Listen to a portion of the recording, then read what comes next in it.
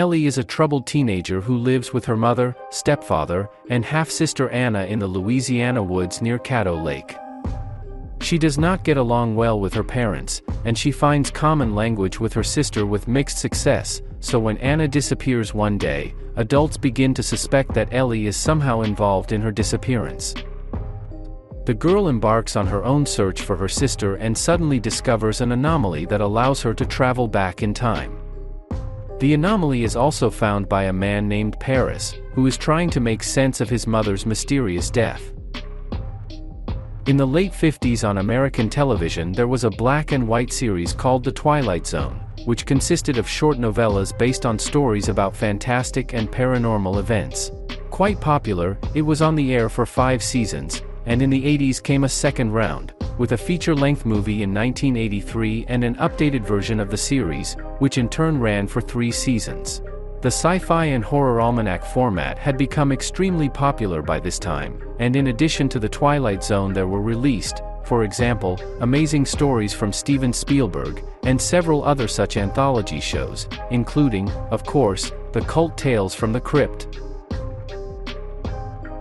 Caddo Lake seems to be a direct heir to one of these shows, Such an Amazing Story, stretched to feature-length format, where characters through time travel process their traumas and close psychological gestalts.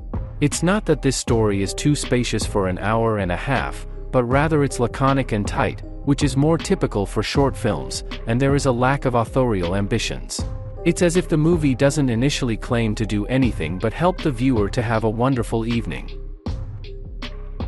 It is symbolic that the producer of the movie was none other than M. Night Shyamalan, a specialist in such stories, built at the intersection of thriller, science fiction, and philosophy.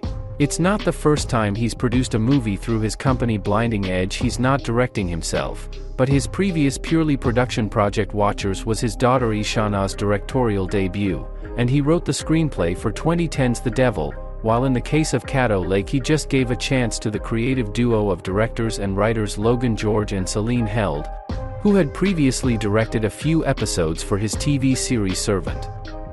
George and Held did not fail, and although Caddo Lake was not given a chance to show itself in theaters, releasing immediately on the online streaming Max, the film managed to win the respect of critics and gain the love of the audience.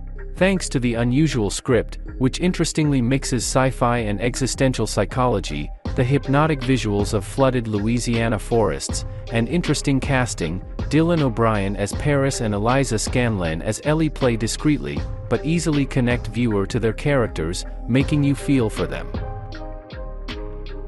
This is not the kind of movie that will change your life, but stories like this, on the one hand, incredible and fascinating, and on the other, humane, about people and their problems, are always in short supply.